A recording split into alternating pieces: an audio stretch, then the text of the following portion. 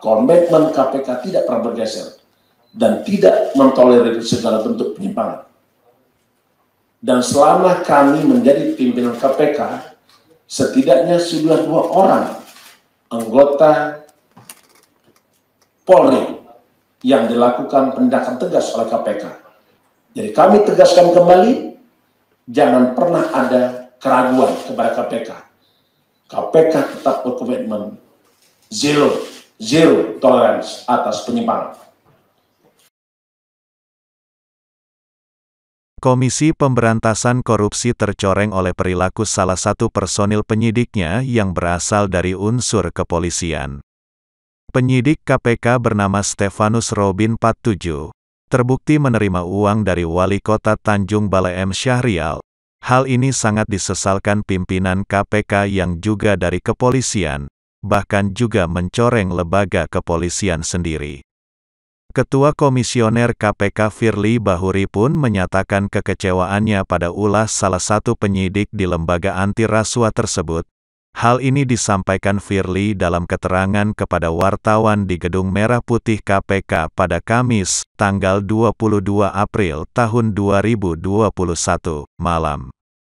Firly menjelaskan bahwa uang tersebut diberikan Wali Kota Tanjung Balai agar penyidik KPK bernama Stefanus Robin 47 menutup kasus yang menjerat orang nomor 1 di Tanjung Balai tersebut yang ditangani KPK.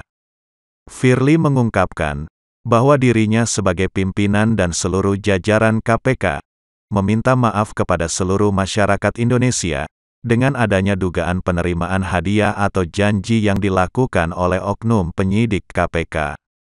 Ditegaskan Firly, bahwa dirinya tidak akan membela dan menjamin penyidik KPK bernama Stefanus Robin 47, dan yang bersangkutan akan diadili sesuai dengan aturan hukum. Firly mengaku heran serta menyesalkan, sosok Robin yang notabene salah satu penyidik KPK, nekat menerima uang suap untuk menutup kasus. Tindakan Robin sangat mencoreng nama lembaga anti rasuah. Firly kembali menegaskan, bahwa pegawai KPK harus menjunjung tinggi kejujuran dan profesionalitas dalam menjalankan tugasnya. Perilaku yang dilakukan Robin sangat berlawanan dan tidak mencerminkan sikap KPK.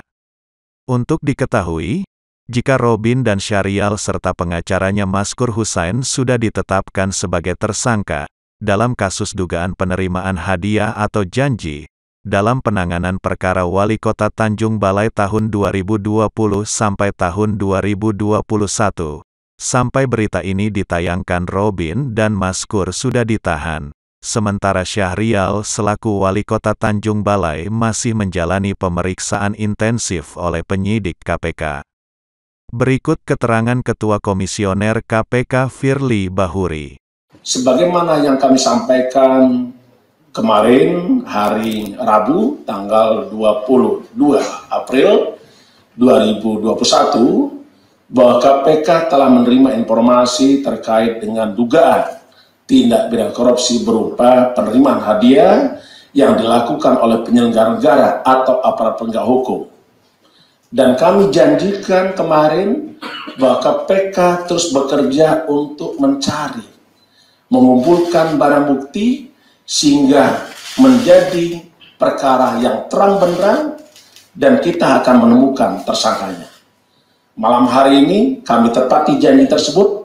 Kami bekerja keras dengan segenap anggota, segenap insan KPK dengan dukungan seluruh rakyat Indonesia, seluruh rekan-rekan wartawan jurnalistik. Dan sampai hari ini kita akan sampaikan tentang konstruksi perkara tersebut. Sesungguhnya perkara korupsi ini tentu kami ingin sampaikan juga bahwa pengungkapan perkara ini adalah karena meningkatnya kesadaran hukum masyarakat di mana masyarakat rela memberikan informasi segala bentuk korupsi kepada KPK. Tentu ada yang bertanya, kenapa ini baru terungkap? Saya tidak berharap ada perkara ini di masa yang lalu terjadi. Tetapi kalau ada, kita akan lakukan penindakan tegas. Untuk itu pada kesempatan ini juga kami memohonkan bila mana ada informasi tentang dugaan tindak pidana korupsi yang dilakukan oleh penyelenggara negara, aparat penegak hukum, termasuk insan KPK, beri laporan kepada kami, dan kami akan melakukan tindakan tegas. Selanjutnya, pada kesempatan ini perkenankan kami untuk menyampaikan hal-hal yang terkait dengan penetapan dan penahanan para tersangka dugaan tindak pidana korupsi, penerimaan hadiah ataupun janji oleh penyelenggara negara terkait penanganan perkara Wali Kota Tanjung Balai tahun 2020-2021. Sebagai berikut. Pertama, kami menyampaikan informasi terkait dengan penanganan perkara ini, dugaan tidak korupsi, dugaan telah terimanya hadiah ataupun janji oleh penyelenggara negara terkait dengan penanganan perkara Wali Kota Tanjung Balai tahun 2020-2021. Yang kedua, perkara ini merupakan temuan KPK dan langsung ditindaklanjuti dengan sepenuhnya dilakukan penyelidikan dan penyidikan oleh KPK dengan cara mencari dan mengumpulkan keterangan-keterangan dan bukti-bukti serta pemintaan keterangan kepada semua pihak sehingga dapat kami rumuskan konstruksi perkara dengan tersangka dengan meminta keterangan kepada beberapa pihak sebagai berikut. Setidaknya ada 8 yang sudah kita lakukan pemeriksaan. Pertama adalah kepada Saudara MS, Wali Kota Tanjung Balai periode 2016-2021. Yang kedua, kita juga meminta keterangan kepada GM, supir daripada Saudara MS. Yang ketiga, kita meminta keterangan kepada seseorang dengan inisial MH, yaitu pengacara. Yang keempat, kita juga meminta keterangan saksi atas nama RA, swasta, dan Saudara SRP, penyidik KPK. Yang keenam, kita melakukan pemeriksaan terhadap Saudara saksi AR, orang kepercayaan Saudara MH. Yang ketujuh, kita memeriksa saksi juga, yaitu Saudara MC, swasta, adik daripada SRP. Yang kedelapan, kita memeriksa saksi RC, pekerjaan swasta, saudara daripada RA. Di samping pemeriksaan saksi-saksi tersebut dan segenap pihak yang mengetahui, mendengar ataupun mengalami peristiwa dugaan tidak pidana korupsi, penerimaan hadiah atau janji oleh penyelenggara negara, kami juga menemukan berbagai bukti-bukti lain, baik berupa dokumen, rekening, buku tabungan, ATM, dan buku bukti-bukti petunjuk lainnya. Selanjutnya, kami ingin menegaskan juga bahwa sikap KPK dari awal berdiri sampai hari ini tidak pernah bergeser, yaitu KPK memegang prinsip zero tolerance dan tidak akan pernah mentolerir setiap penyimpangan, perbuatan pidana, serta memastikan apabila terjadi akan dilakukan tindakan tegas sebagaimana ketentuan undang-undang dan hukum yang berlaku, tanpa diskriminatif dan tanpa pandang bulu. Selanjutnya, setelah melakukan proses penyelidikan dan menemukan bukti permulaan yang cukup, maka KPK meningkatkan perkara ini dan menetapkan 3 orang tersangka. Tersangka pertama adalah Saudara SRP. Tersangka kedua adalah MH. Tersangka ketiga adalah MS.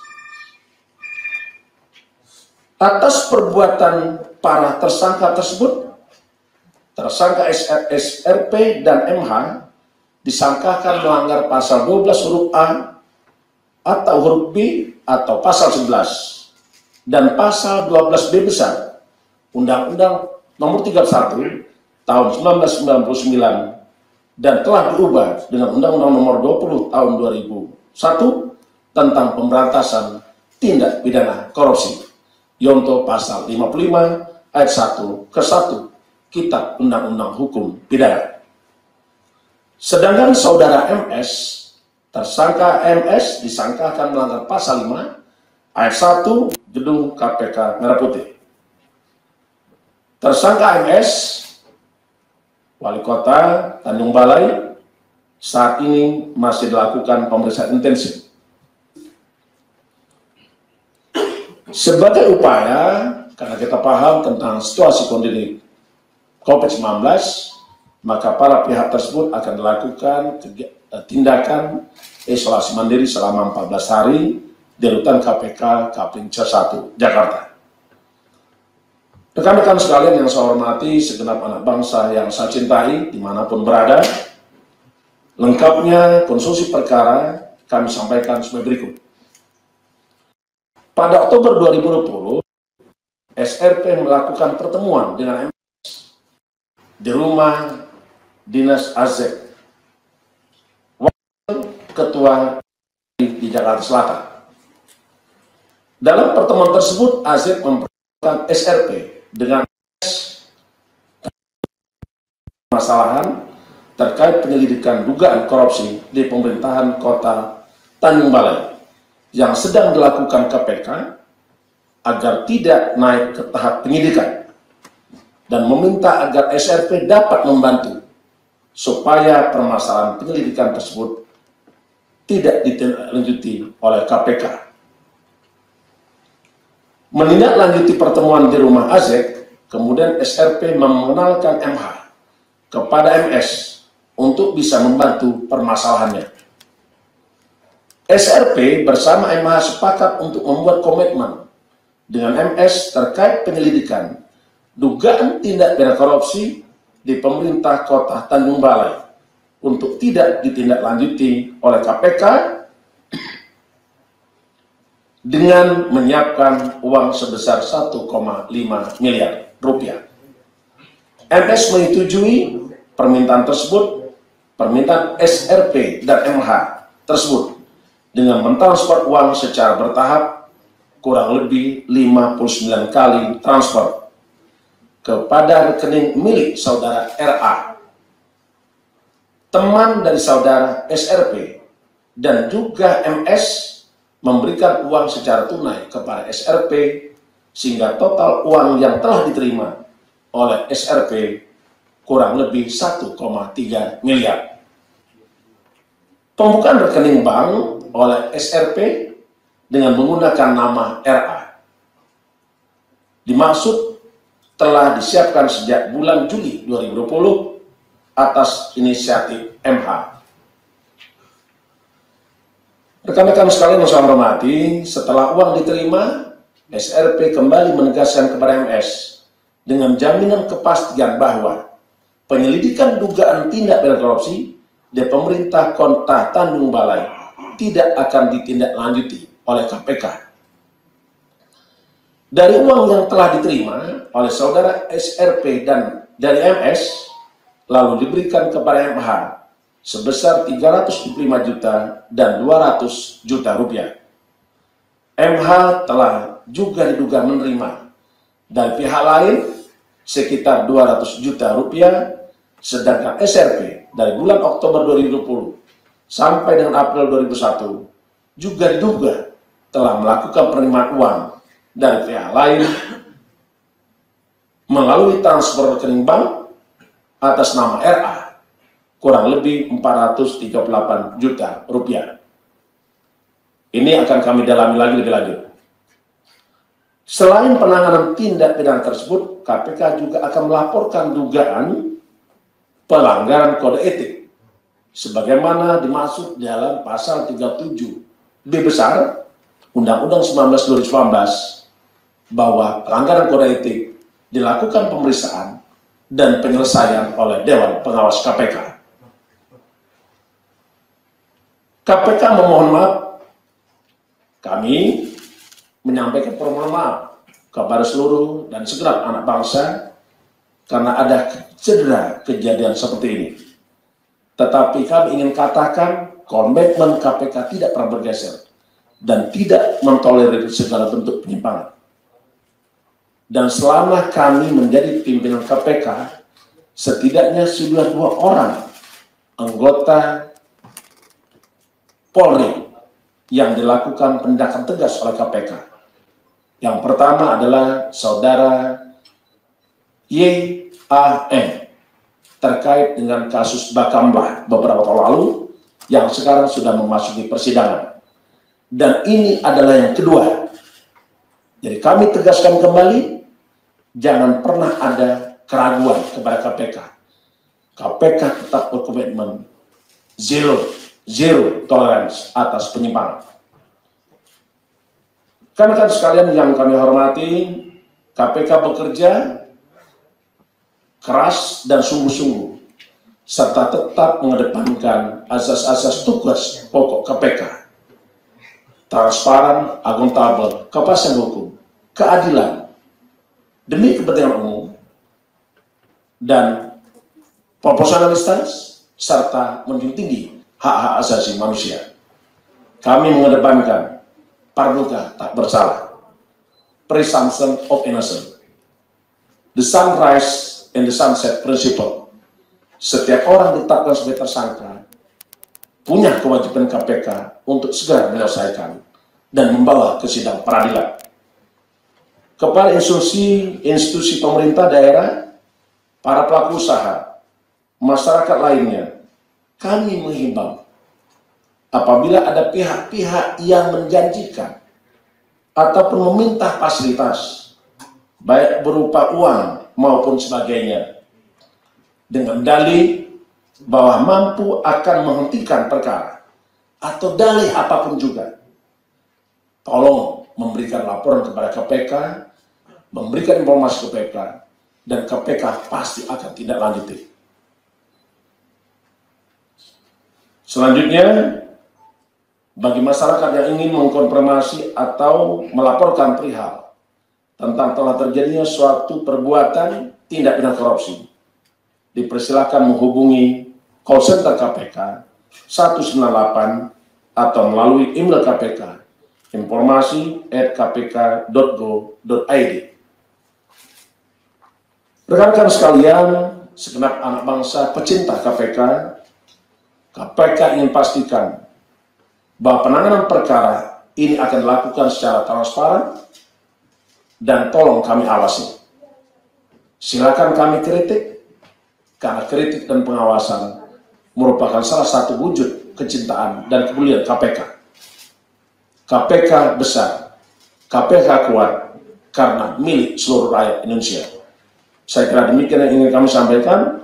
Terima kasih, saya akhiri. Wassalamualaikum warahmatullahi wabarakatuh. Om Santi Santi Santi.